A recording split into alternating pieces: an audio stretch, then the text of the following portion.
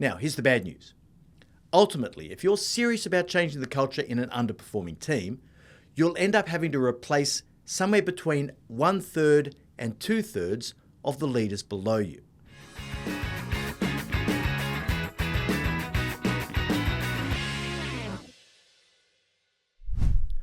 Welcome to Moments with Marty, your short, sharp shot of leadership insight to help you stay on track between our weekly episodes of the No Bullshit Leadership podcast. To build a really great team, first you need to get the best individuals on board. Then you have to put them together in a way that delivers exceptional performance. If you say it fast enough, it sounds easy, right? At some stage during your career, you'll no doubt find yourself in the position where you need to drive a turnaround in your team's culture and performance. And when you're faced with that proposition, it's really important to recognize that you can't expect the same people to do things in a radically different way. Driving any significant change is going to bring you face to face with resistance from people who like the world exactly the way it is. That's because any change has the potential to threaten their existing position, their status, and their power base. But even for those who want to change, they may not have the vision or the perspective to know what's required. I had a number of roles during my career in companies that, for many years, had been run by engineers for engineers. There was zero commercial focus. So trying to explain what needed to be done differently and why was really hard. Now, the company was full of good people who only knew one way to be. And trying to articulate what needed to be different was like trying to explain colour to a blind person.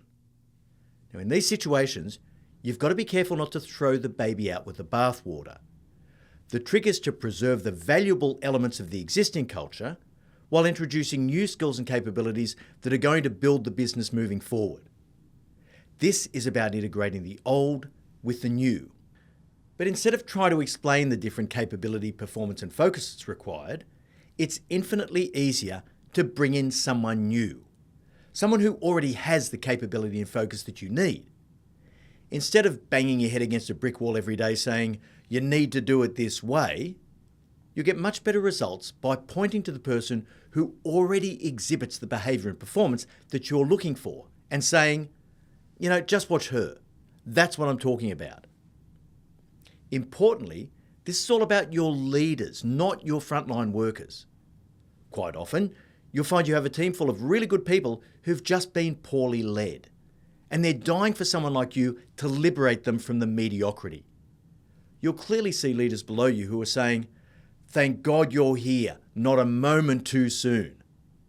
And you'll also see plenty who are saying, you don't understand how things are done around here. Now, here's the bad news.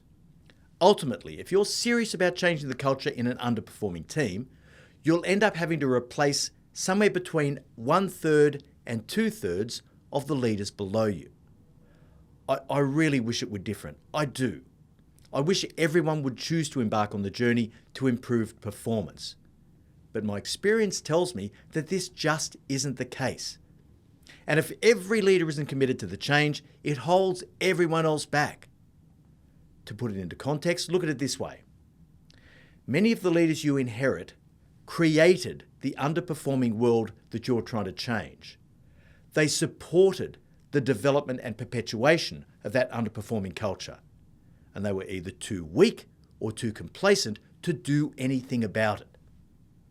If you want a culture change to be successful, the trick is to blend the best of the existing capability in your culture with the new ways of thinking, behaving, and performing. If you want to take a deeper dive into how to build a leadership team that can drive meaningful change, have a listen to episode 46 of the No Bullshit Leadership podcast.